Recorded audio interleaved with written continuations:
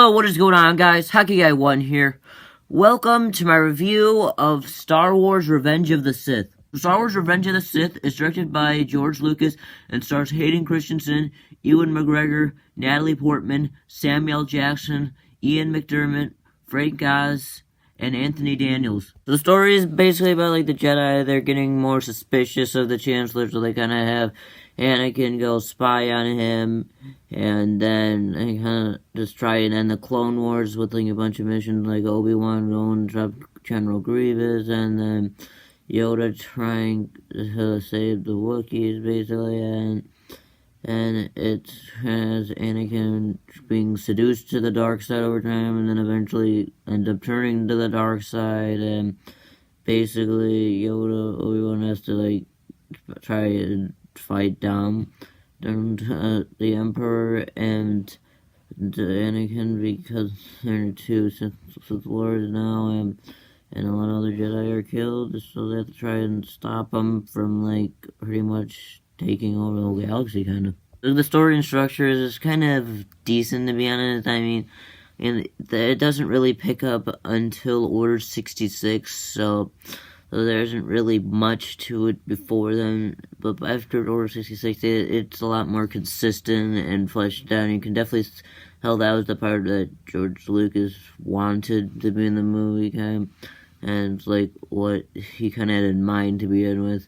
As that's kind of the part where it's actually pretty much consistent and pretty much feels like it should be in the movie, to be honest. I mean, that's the part where it actually feels like a movie and doesn't really feel like it goes on for too long. Pacing kind of the same. It's semi-decent because there are some good things about it. Like I said, honestly, the Order 66 is kind of where the pacing picks up. I mean, and it's kind of not as it is now. I mean, I'll kind of get back into it later, but I just want to get to Order 66. The movie picks up. It starts to feel a lot more fun. There's a lot more action scenes, and it definitely feels like the film definitely is trying to create a story at that point, like I said, and honestly, that probably would have been a good starting point for the movie. I mean, it's good pacing, and it feels pretty good by that point. The action is mostly great. I mean, you do have one of the best lightsaber duels, I'd say, between Anakin and Obi-Wan, which that lightsaber duel is just, very engaging to watch, and, setting it's, on a lava planet, so you can kind of feel for it, and then there's a lot of emotion going on to this. I mean, and this is probably by far the most emotional of all the lightsaber duels, and that's where this action scene really works out. I mean, I really like how the lightsaber duel ends up bringing so much emotion to it, kind of showing all the Obi-Wan emotion against it, the "you're the chosen one" part after it's over. That part was just so emotional as he doesn't end up losing it, and it just feels so emotional because this Obi-Wan just wanted to become this great Jedi, but then ended up in the dark side, so you can really feel for Obi-Wan at that point, and it just kind of makes me think, where could this have been throughout the rest of the movie? There's the Yoda and Palpatine lightsaber duel, which, I mean, it kind of starts off as a lightsaber duel. It kind of seems like it's kind of get pretty boring, as it just kind of seems like a lot of Count Dooku's one of that first, showing Yoda do a lot of flips, but once they put away their lightsabers and kind of do, the whole Force battle, then that's where it gets really entertaining. I like how they ended up doing that, showing Yoda how strong he is with the Force, as it kind of shows him, using the Force to, push away the Senate buildings against them, and, pushing it back at Palpatine, and even anytime, kind of blocking the lightning with his hand. I mean, that's just, really entertaining, in my opinion. I mean, it just felt really fun to watch, and it's just very cool to see, the two most powerful users of the Force just go at it back and forth with the Force. It's definitely Obi-Wan's best character by far in this entire trilogy, as he is, just very relatable. I mean, just how much he tries to train Anakin to become this Jedi, but then ended up coming out failing. And it makes you feel for the character so much, because I mean, it kind of makes it feel like he failed him because Anakin ended up going to the dark side, which is just something that like really works out for his character. As it just like he's just this great master trying to just help him out, but then he ends up going to the dark side. It just makes it feel really sorry for him, and it just kind of feels relatable in some ways, as if you're like a master or someone, and like it's kind of fan. It's like, because the person that just kind of makes it feel like a failure. I mean, that's just kind of relatable, and I really like how they ended up doing that with Obi-Wan's character in this movie. Yoda actually wasn't bad in this movie. I mean, they did a pretty decent job with his character. I mean, it kind of showed how more powerful he is with the Force in this many times, and kind of shows how he can like stand up and just kind of trying to make the best decisions for the council. That's what I like about his character. Is he's just trying, and that's saying he's just like the highest member of the Jedi Council, and he's trying, and it just makes him feel like a strong leader, as they do show more off of his Force powers, which is something that I feel like was really needed for him. The Emperor's definitely much better in this movie than he was in the predecessors. I mean, he actually has a legit plan this time that somewhat makes sense. I mean, his whole plan to try and bring Anakin over to the dark side, where it ends up wiping out the Jedi, that whole plan just it actually makes sense, because it kind of shows how he's like manipulating Anakin and making it so it actually makes sense, because I mean, it's not just sheer coincidences like it was in the other two movies. I mean, he has a legit plan that makes sense, and then I mean, he's just trying to get Anakin manipulated.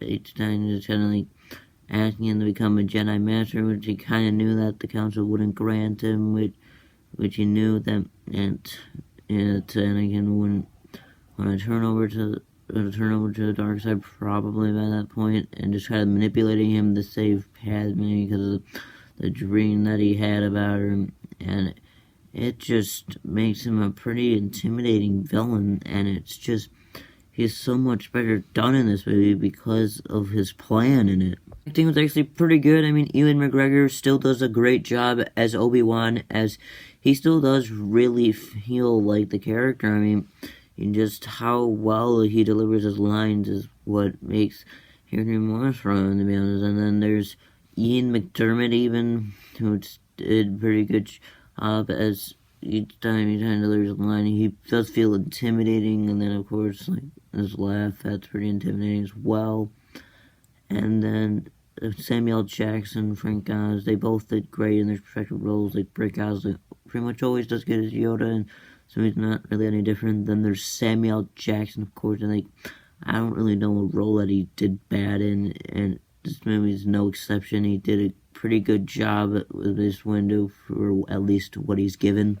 Cinematography actually is pretty good in this movie. I mean, unlike its predecessors, you can definitely tell that they're somewhat trying to get the right camera angles here. I mean, and if you look at like the lightsaber duel between Obi-Wan and Anakin, just all those different camera angles legit make sense for it. I mean, it's a lot of different camera angles, but unlike its predecessors, it makes sense, and it's not just putting in unnecessary extra camera angles just to make extra camera angles. In this movie, they actually like kind of use it multiple times because it's trying to show characters' emotions during the scene, and then more why chance to try and show the whole action, and you can see it, and they even use the right one that you can see this time. And then it's just that it really works sense. I mean, even like the high ground scene when Obi-Wan has the high ground on him, I mean, just kind of that whole scene was well shot, and I really think that captured the moment well, which is what really helps it out well. That said, this movie does have its negatives, and his story, the problems with this is just, there's a lot of story problems with this. I mean, the first two acts are massive filler and don't really serve that much of a purpose. I mean, most of the time, most of the stuff in it it doesn't really make sense to be in this movie. I mean, it just feels like filler to just get through the story and get to when Anakin turns to the dark side. And it also kind of goes to pacing, where that just feels like it's much longer, because the first two acts just have so much filler in it that it just kind of feels like it's pretty boring until it really gets to Order 66, like I mentioned earlier in the review. I mean, really nothing much that happens before then, and it's just, again, it's mostly political shit before then, and all this political stuff doesn't really make sense that much. I mean, just kind of putting in all this politics just doesn't really work. I mean, it's mostly just hey, look, we gotta try to end the Clone Wars, spy on the Chancellor and stuff like that. I mean, that kind of stuff, it just kind of drags along, and it doesn't really pick up until Order 66, like I mentioned. Anakin is still a complete joke that I could barely take seriously in this movie. I mean, he just basically turns to the dark side because he wasn't granted the rank of Master. I mean, that is just one of the weakest ways you can turn one of the greatest villains of all time into a villain. It's just very lazy to do, to be honest. I mean, it's really the best thing they can come up with is he didn't get granted the rank of Master, so he has to act like a child over it. And then turns out it pretty much shows how much he didn't even grow throughout this trilogy, and it kind of feels the same, and it just doesn't really help that it just kind of easily manipulated. I mean, he's easily manipulated by the Emperor in this movie. It just doesn't really make sense. I mean, everything trying to say he could save Padme, and it's kind of ridiculous that he's like falling for all this stuff, as it's just kind of ridiculous that he is one of the most best villains of all time is being manipulated so easily. And not only that, but literally turning because he wasn't granted the rank of Master. Padme is still given very little to do. I mean, most of the time she's just kind of standing around one place and not really doing much. I mean, it's just nothing really special to her character. I mean, I guess you can say that at least her relationship with Anakin at least feels like they somewhat like each other in this movie, but that's not really saying much. I mean, her character doesn't even do anything in this movie for the most part, and then all of a sudden she's given like one of the worst deaths I've seen in film. I mean, it's just she dies of a broken heart, which is more of complete laziness of George Lucas to kill off a main character like that. I mean, it's pretty much like at the last second he's like, oh, I have to kill off Padme because she's not in the original trilogy.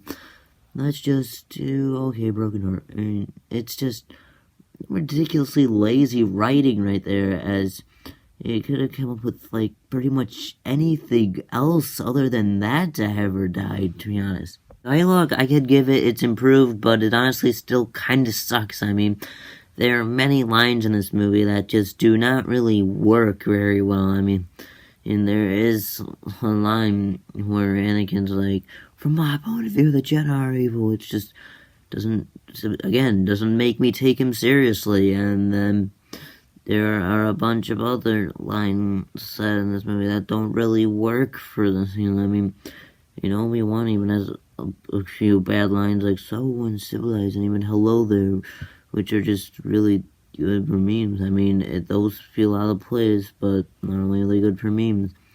I mean, Ewan McGregor is like the only reason why they sound somewhat good, but it still don't really make any sense for the scenes that they're in. And then it just doesn't work very well.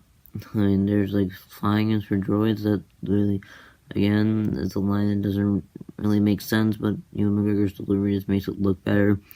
So, the dialect just really is improved from the last movie, but that's not saying much, as it still kind of sucks. Hayden Christensen still kind of sucks as Anakin. I mean, he improved from the last movie, but still didn't do that well. I mean, there are other scenes that he did better than other in. I mean, there are multiple scenes where he didn't really look like he wanted to be in this movie, and it just felt like just his delivery of his lines just like, so bleak that it sounded like he didn't want to be there in multiple scenes, and it just didn't really do that good with the acting. And then Natalie Portman, I'd say, definitely did not do a good job in this movie. I mean, she just felt like she wasn't confident. She looked like she was like, oh, finally, I get to get out of here at the end of this. And then that whole death scene for Padme was stupid to begin with, but the acting from her in that scene just makes it look even more ridiculous. I mean, the acting just literally just, she shuts her eyes and then tilts her head a little bit. I mean, that's just poor acting right there. I mean, and it's just from a death scene, too. I mean, usually those aren't having bad acting, but for Natalie Portman, this definitely was. Visual effects are still garbage. I mean, this movie came out in 2005, which is kind of past the age of the early 2000s where CGI looked bad for the most part, but even in this movie, it still doesn't age well at all. I mean, just looking at the way the lava flows on Mustafar just is not smooth, and you can clearly tell that it was just rendered in on a green screen. I mean, it's not even hidden very well because the lava flows so poorly that it doesn't even look real or anything.